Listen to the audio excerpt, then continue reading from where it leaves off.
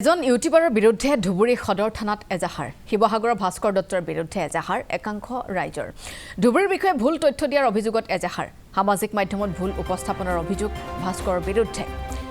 কণ্টেছৰ এলেকাক বাংলাদেশ বুলি আখ্যা দিয়াত প্ৰতিক্ৰিয়া ধুবুৰীত বিহু উদযাপন নহয় বুলিও কৰিছিল প্ৰচাৰ ইউটিউবাৰজনৰ বিৰুদ্ধে ব্যৱস্থা গ্ৰহণৰ দাবী ভাস্কৰ দত্তক ধুবুৰীবাসীৰ ওচৰত ক্ষমা খোজাৰ দাবী বৌদ্ধিক সমাজৰ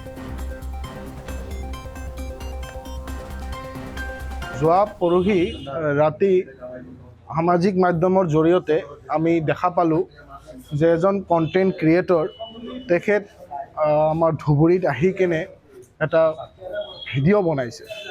এই ভিডিঅ' কণ্টেণ্টটো তেখেত ফেচবুকত দিছে ইউটিউবত দিছে আমি তাতে দেখা পালোঁ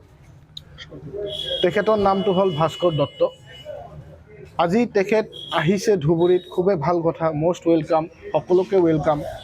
কিন্তু ধুবুৰীত আহি এই ২ নম্বৰী কামবোৰ কেলে কৰে তেখেত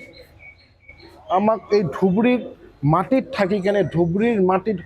পিছফালে ফলিমাৰী গাঁও পঞ্চায়তত দেখাই কেনে তেখেত কেনেকৈ ক'ব পাৰিছে যে এয়া বাংলাদেশৰ পৰা আহিছে এইটো বাংলাদেশ হয় তেখেতৰ নদী দি সেইফালে আমাৰ টাউনলৈকে আহিছে যেতিয়া গাঁৱৰ পৰা তেতিয়া কৈ আছে যে বাংলাদেশী মানুহসকলে আহি আছে কেনেকৈ ক'ব পাৰে Who give him the right to say like that? আমাৰ ধুবুৰীত তেখেত কি কৈছে যে বিহু নহয় তেখেতক অধ্যয়ন কৰা উচিত তেখেতৰ জেনাৰেল নলেজ নাই বুলি মই ভাবোঁ তেখেত ধুবুৰী হোৱাট ইজ ধুবুৰী তেখেত নিজে এটা অধ্যয়ন কৰা উচিত লাষ্ট 77 ইয়াৰ্ছৰ পৰা আমাৰ ইয়াতে বিহু সন্মিলন চলি আছে সব জায়গাতে আমাৰ ধুবুৰীত বিহু আমি উদযাপন কৰোঁ তেখেত কেনেকৈ ক'ব পাৰে কি পাৰিলে কি হ'ল তেখেত এই অকণমান ভিউছৰ কাৰণে আজি তেখেত নিজে ভাৰতবৰ্ষত অপমান কৰিলে অকল ধুবুৰী বুলি নহয়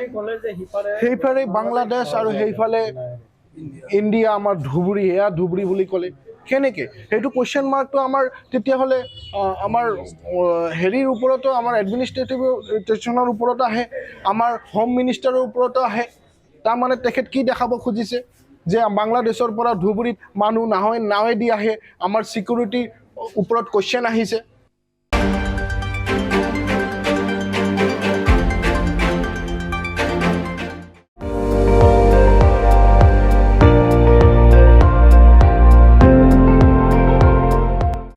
আপুনি চাই আছে ND24 সৰ্বশ্ৰেষ্ঠ নহয় সৰ্বোত্তমৰ দৌৰা